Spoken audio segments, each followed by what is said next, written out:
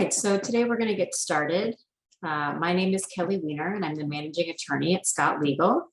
We're going to spend some time today talking about the National Interest Waiver Green Card, also known as the NIW. This is an underutilized category and one that we've started to see more and more people use to get a green card, in particular in the entrepreneur category. A few things before we get started. Scott Legal is a full-service immigration firm, but we offer a number of different types of visas, including visas in the NIW category. We'll continue this webinar series, doing at least 2 webinars a month on different topics.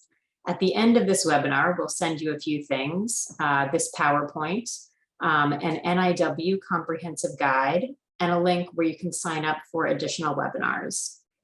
So today, I will be your panelist discussing NIWs. As I mentioned, I'm the managing attorney at Scott Legal and have processed NIWs with the firm. We will be answering some questions that were written in ahead of time, as well as feel free to add some questions in the chat box and we will answer them as time allows.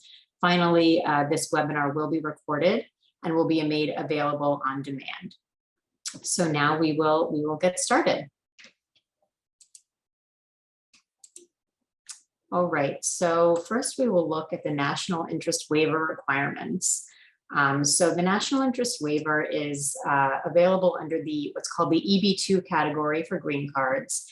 And a threshold requirement for this type of visa is that the applicant have either an advanced degree, a master's degree or higher, or its equivalent. So a bachelor's degree plus 5 years of post-baccalaureate progressive work experience can be considered equal to an advanced degree. If you don't have an advanced degree, it's still possible to apply for the EB2 if you can show exceptional ability in the sciences, arts, or business. I've written here, you must meet at least 3 of the 7 criteria, and the 7 criteria are all written on this slide. So we won't kind of list each one, but it's worth it to take a look to see would you qualify, for exceptional ability.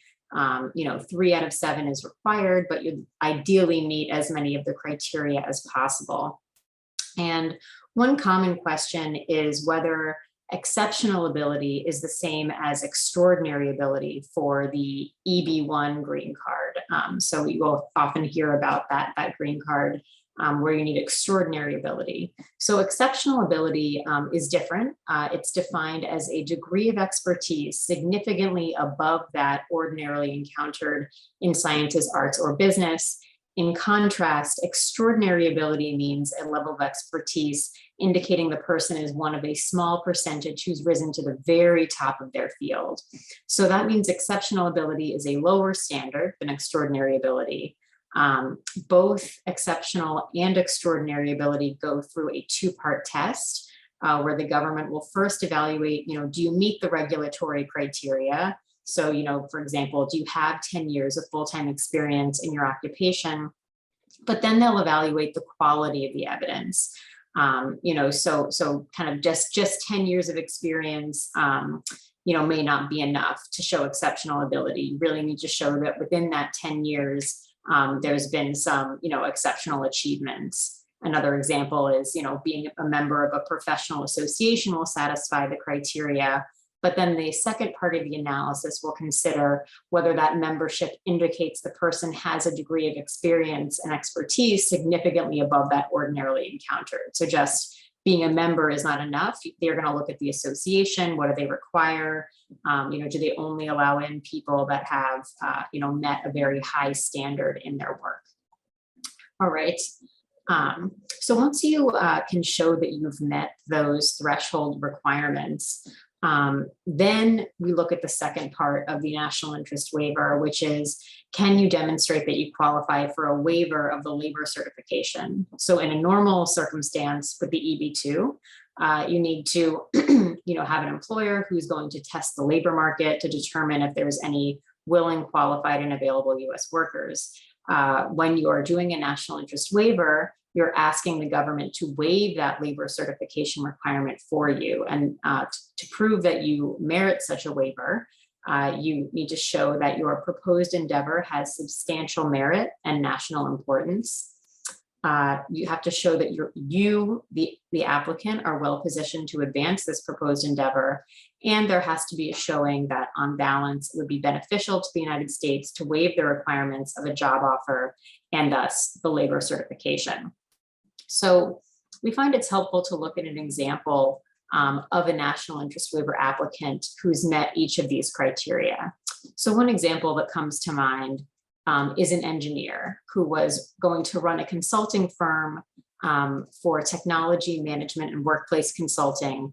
And this person had developed a patent to help small and mid-sized businesses automate and optimize profitability without losing any jobs. They were able to retrain and redefine workforce to prevent job loss. So let's look at this point by point. So for the substantial merit and national importance, preventing job loss is obviously of substantial merit and national importance. Providing companies ways to stay competitive while not displacing workers, and then additionally hiring workers. So each of those points meet those substantial merit and national importance requirements. The second thing that they'll look at is, are you, the applicant, well positioned to advance the proposed endeavor? So this particular applicant had, around 35 years of experience in relevant jobs, had letters from, previous supervisors, managers, and colleagues stating that this person had this experience, and had letters from people interested in partnering with the new business.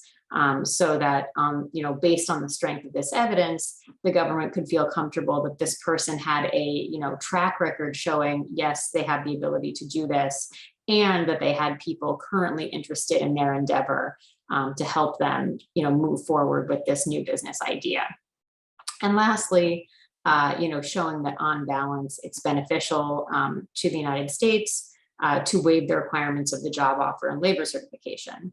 So there's a few things that you can, look at here. One is this person owned the company. So when someone is an owner of a company, it's impractical to get a labor certification because it is not possible to get a labor certification when you're the owner of a company. There would just never be able to be a showing there was really a bona fide job opportunity. So, that process, that labor certification process, does not work for entrepreneurs. And that's an argument that you can use to show that it makes sense to waive the labor certification. Also, you can argue that having, somebody experienced with such an exceptional background working on this important issue of preventing job loss and worker displacement is beneficial to the US, even if there are other people working on this in the US. And as well, you can argue that the contributions to the economy and retention of the workforce are urgent issues and urgent enough to warrant foregoing the labor certification. So you can argue kind of all 3 points, as many as you can. And in this particular case, there's the ability to argue all 3. All right, so let's look at how the National Interest Waiver can be used for entrepreneurs. So in the matter of Danisar case that was decided, a few years ago, it really made this category a much more friendly category for entrepreneurs than it had been previously. And a few key points in the case are good to look at to really highlight how it is that this category is appropriate for entrepreneurs. So first of all, the benefit to the US interest can be local, meaning hiring employees in a local area can satisfy the substantial merit and national importance prong. Previously there had been a focus on is your work national in scope? In Danisar, the court specifically moved away from that large geographic focus and focused instead on national importance. So for example, hiring workers in an economically depressed area is going to have national importance, even if there's not a large geographic scope to that impact. So that was something that was very helpful for entrepreneurs in that case. Additionally, entrepreneurs are self-employed, and they are not able to get green cards under the labor certification requirements. It's not possible to do. So, the fact that it's impractical, really impossible for entrepreneurs to get the green card through the labor certification is something that can be used, with the other requirements to show that on balance, it's beneficial to waive the labor certification. It's just not appropriate for entrepreneurs. Additionally, DANISAR specifically notes that entrepreneurial work can lead to a national interest waiver, and states that the planned venture does not necessarily need to succeed as long as the applicant can show it is more likely than not to succeed. So the standard here is preponderance of the evidence. You need to show it's more likely than not that your venture will succeed. So some common issues that can come up. People ask, do you need an established company to qualify for a national interest waiver? And the answer is no. It is possible to apply with a brand new startup company.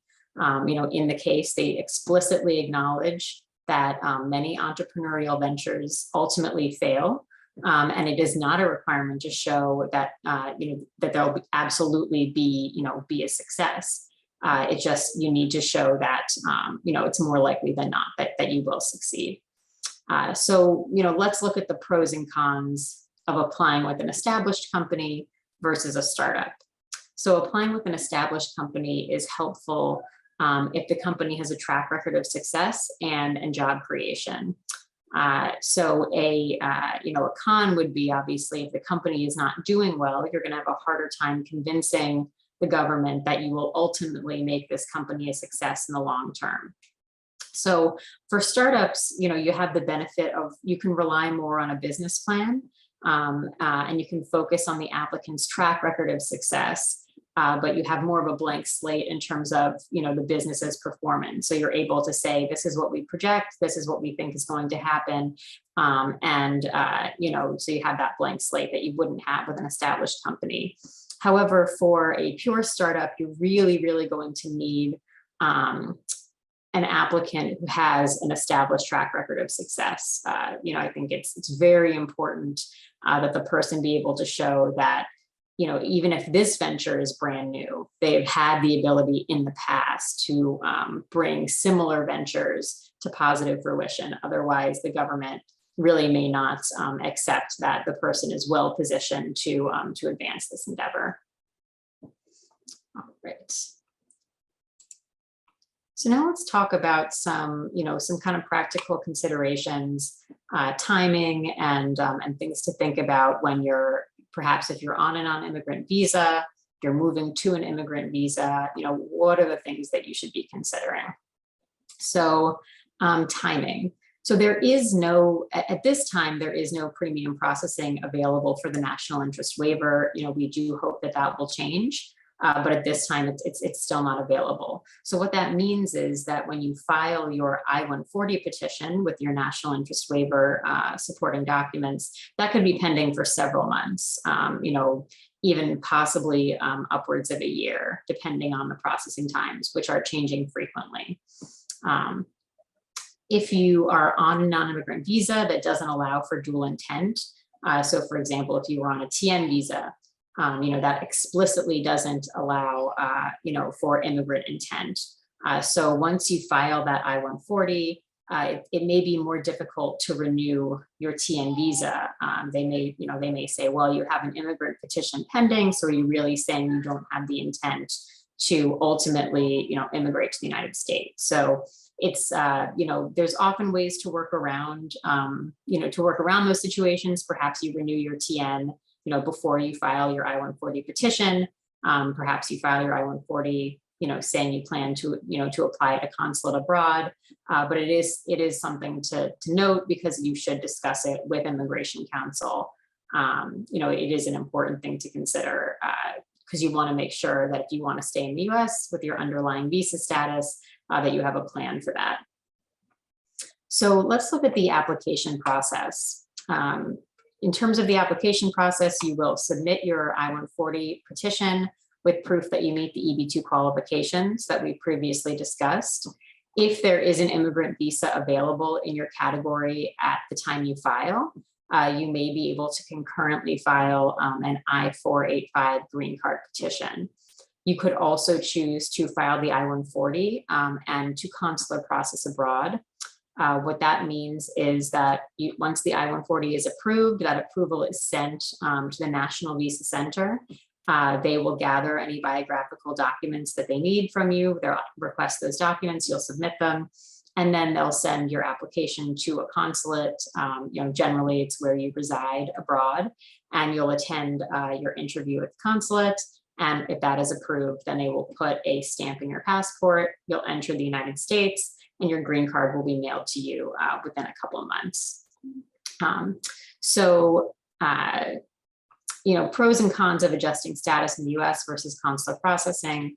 So adjusting status, one benefit is that you are able to remain in the United States. So if you are here in some valid status, let's say you're on an H-1B and you file your petition, you're able to file the I-140 and the I-485 green card petition.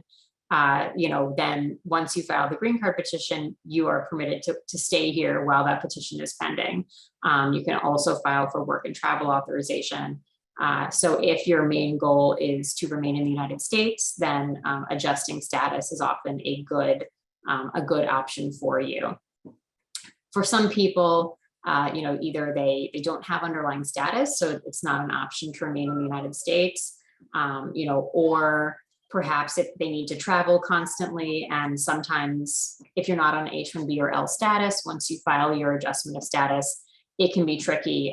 You can't travel right away. You have to wait for that travel authorization, which can take several months. So for some people, it's the right choice to process at a consulate abroad. And that would be the process that I just described, where once your I-140 is approved, then you go through the steps to get your green card at a consulate. So let's talk about timelines, estimated timelines to get the green card, from the time that you apply. It can, as I said, it can take several months, even upwards of a year for the first part, the I-140 to be approved. And there's also, unfortunately, long processing times for the green card for the adjustment of status. Different field offices have different timelines, but many of them are, up to a year or even more. So it can take, a couple of years from the time that you file your petition until you actually have that green card in your hand. The other option, going through the consulate, as of now, because of COVID, there's, extremely long immigrant visa backlogs. There's, over 400,000 immigrant visa cases that are currently in the queue to be processed. So unfortunately, at the timelines of the consulate are somewhat similar to within the United States, and that it could, again, take, from the time you apply until the time you get that green card in your hand, it could, be a couple of years. So it is important, if you want to be in the United States, while your petition is pending, to work with your immigration counsel to determine, is there an underlying work status that you can be on while this petition is pending, because it can take quite a while to ultimately be approved. So something to consider along those lines is filing the I-140 in the United States does not provide you with any status all on its own. If you file the I-140 with the I-485 green card petition, that would provide you with, you'd be able to stay based on the pending application. But the I-140 by itself does not provide any status in the United States. And another important thing for our clients to know is that family members can apply with you.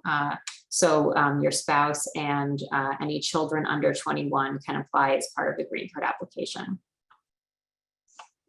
All right. So let's look at what is included in a national interest waiver submission. One, proof that you meet one of the threshold requirements. So a copy of your advanced degree, your certified transcripts. If you're applying based on the bachelor's plus progressive work experience, you will need proof of that prior work experience. Generally, that's going to be, signed letters, either from the Human Resources Department of your prior employers, along with more detailed letters from your previous managers that attest to kind of the progressive experience nature of your experience. So those letters often can be quite detailed. The other thing that's included is evidence that you qualify for the National Interest Waiver. So this can be news articles, academic papers, market research, relevant data and statistics. A comprehensive business plan is very important for entrepreneurs, and other objective evidence to demonstrate substantial merit and national importance. So oftentimes you will be able to pull, articles from kind of, very large media publications.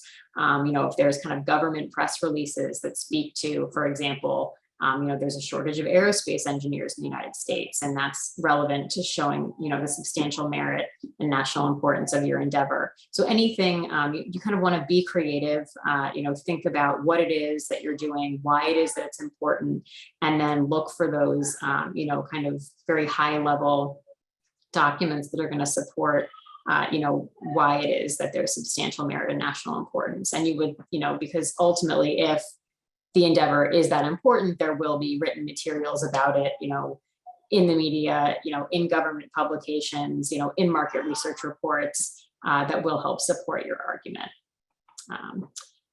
Expert letters. So these letters can be used for many purposes. They're very important. They can be used to demonstrate substantial merit and national importance, and to show that the applicant is well positioned to advance the endeavor.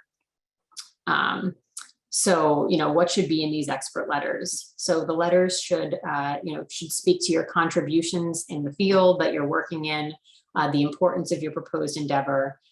In terms of content, they should contain a description of the expert's relationship to you, which could be no relationship. For example, if you have an expert who's speaking to, kind of the, importance of job creation in an economically depressed area, they may not know, you, the applicant, at all. They may just solely be speaking to the substantial merit and national importance issue of your case. Obviously, if they're speaking about you particularly and why you're well positioned to advance the endeavor, they should have either they know you, they've worked with you, or they've heard of your work, which can often be good. If they don't know you personally, but are aware of your work because of how important it is in the industry, that can be very helpful. The other things the letters should contain are, a description of your professional history, any impressive contributions to the field, so prizes or awards that you've won, any impressive or influential publications, any business success that you've had, participation on prestigious panels, any impressive exhibitions, if you've done any groundbreaking research or any research that has now been incorporated, into the operating systems of kind of larger companies, that can be extremely helpful. And, and then as well, any background information they can provide on your field of endeavor and why it has substantial merit and national importance. All right, so going back to what's included, for the well-positioned to advance the proposed endeavor, you also want to include a detailed resume of the applicant, your degrees, proof of professional accomplishments. So any awards, patents, anything that was really mentioned in the expert letters should be substantiated with that objective proof. So if they discuss an award in the letter, you should also submit that award along with evidence on the background of that award. How do they decide that award? Who decides on that award? Why is this award considered prestigious? The officer is not going to have a background necessarily in your industry. In all likelihood, they won't know anything about it. So it's really, incumbent on the applicant to say, I've won this award, it's very prestigious, and here's why it's prestigious. Additionally, entrepreneurs can include proof of contracts, any letters of intent, and if they've received startup capital, that's also extremely important. That can show that the endeavor is likely to succeed, that you have investors who are interested in your, in your case. So a couple questions have come in here. So one, I'll take just a few minutes right now to answer them. Between the application for the green card and actually having the green card, can I stay in the US? So yes, depending, so if you have an underlying status, then yes, you can stay in the United States. If you don't have an underlying status, then the green card application doesn't provide one, unless you are filing the green card petition together with your I-140. So it just depends on your specific situation. The other person is asking, from the E2 visa can go to the EB2 NIW. Yes, that it is possible to do that. The E2 is not a dual intent visa, which means that you cannot have, immigrant intent while you're on the E2. So you want to think about the timing of when you're filing your NIW petition and when you're renewing your E2. But yes, it is possible to go from the E2 to the NIW. And can you apply for the NIW without having a degree? So, as I said previously, yes, you can, but you need to meet the other threshold requirement, which is, do you have exceptional ability in the sciences, arts, or business? And you need to meet 3 of the 7 criteria to qualify based on exceptional ability. It's definitely more difficult to do that, to qualify based on exceptional ability, as rather than having the degree, which is a more objective metric to meet. All right, so let us move to next slide. A case study for entrepreneurs. So we previously spoke about the engineer, and I'd like to just take a few minutes to provide another case study for another successful NIW case for an entrepreneur. So this applicant was an entrepreneur who formed a small consulting firm to work on projects focused on improving services to U.S. veterans. So let's look at the substantial merit and national importance aspect. This person submitted expert letters, news and media articles, and research reports.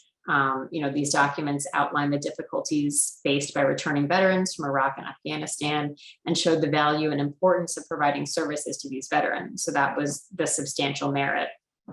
Additionally, letters from experts and leaders in military, government, business, and charitable institutions, news articles, and evidence of the federal government's own initiatives demonstrated the national importance of the work in improving services and programs for U.S. veterans. So, here you can see how the person really strategically looked at a wide variety of institutions within the United States to help make this substantial merit and national importance argument.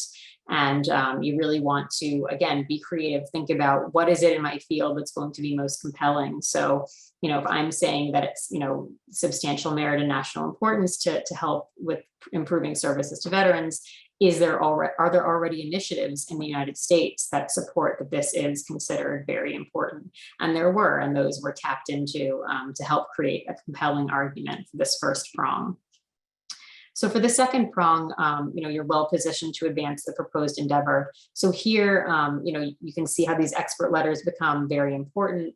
The letters not only spoke to the substantial merit and national importance, but he also had letters from government officials, business and philanthropic leaders, and industry experts that said that he specifically had prior success working on these particular issues.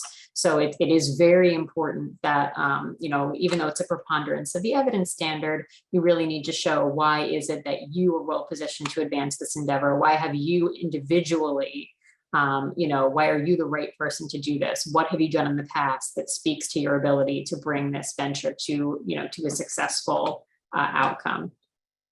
Additionally, a comprehensive business plan outlining planned activities and including descriptions of services offered, detailed financial assumptions, prospective client targets, and marketing strategies. So a business plan is extremely important for a entrepreneurial NIW case, particularly if it's a startup. So you don't have kind of the proof of the operations to rely on. You have to say, here's what we're going to do.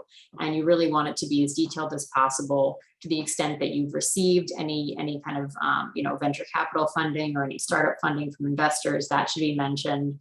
It really should show how, do you have an achievable plan? And it should be written in a way that makes sense to an officer. Again, coming from a background of not knowing your industry, you want to make sure that you are using, speaking in layman's terms so they understand where it is that you're going with this endeavor. Another thing that was included were emails and letters from prospective clients confirming an interest in working with the company. So this is also very important. You know, it helps substantiate you have in your business plan that there's a problem you're trying to solve. There's a real need for this. But to have those letters, those emails, contracts, you know, if you can, from prospective, you know, people that say, yes, I really do want to work, you know, with you. This is important. That can be very compelling, especially if you know, if you have letters or contracts from kind of larger institutions that are interested in working with you. And then financial statements demonstrating sufficient startup capital to fund the company and execute the business plan. So this is important as well, you know, to meet that preponderance of the evidence standard. You know, why is it that they believe that you will, you know, make this a success? And then on balance, you know, it was beneficial to the US to waive the requirement of the job offer and labor certification. You know, so again, this was an entrepreneurial case where the person owned the company. So from a self-employment perspective, we know it's impossible to get a labor certification. Therefore, you know, that's a good argument for why, you know, it's beneficial to waive this requirement. Additionally, kind of the value of the services that, you know, we're going to be provided, you know, and the track record of success in the field meant even if there are other people working on this issue in the United States, you know, the fact that this person is working on this person with this really impressive background is really going to benefit the United States. So you can see how providing really excellent evidence for the first two prongs is really going to help you kind of solidify that third argument. So if you can show, you know, this issue is extremely urgent, this issue is extremely pressing, you know, here's all that I have done, you know, to address this issue in the past, here's the success that I've had, here's why I'm the right person to do this, then it really just kind of helps you when you get to that final prong. You know, you can summarize and say, you know, these are these urgent issues, even if there's other people working on them, the US is still going to benefit from you, the applicant, working on them because of your particular skill set. All right. So we've come to the end of our presentation. I think we've answered all the questions we have. There's one additional writing question, which was just, you know, what can entrepreneurs do to strengthen their NIW cases? So, you know, startups, a strong business plan is just absolutely key. You really want to have evidence of startup funding. To the extent that you're able to get lucrative contracts, you know, those are extremely important. Additionally, letters from industry experts, you know, those who both support the endeavor or those who want to work with the applicant. Additionally, kind of any evidence or expert letters supporting the entrepreneur's track record of success in the field. So, you know, as we've discussed before, you know, you can apply with a startup, but the person should have successfully brought other ventures, you know, to successful completion. So it's, you know, having a startup where you don't really have any background in that industry, that's not going to be successful. You know, even if you're starting a new venture, you need to look back and say, okay, do I really have this, you know, a record of success that I can show to prove that I specifically, as the applicant, can advance, you know, this particular endeavor. All right, so I think if there's no more questions, then we'll wrap up. You know, as I mentioned, you know, this, you know, will be recorded and will be shared with you along with the PowerPoint and some other materials. And thank you everyone for joining today.